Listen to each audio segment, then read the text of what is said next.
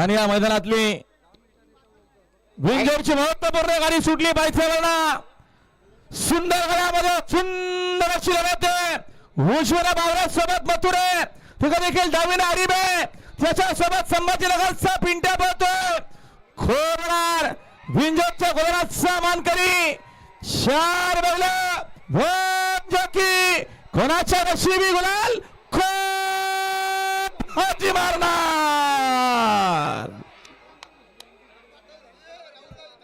आणि आता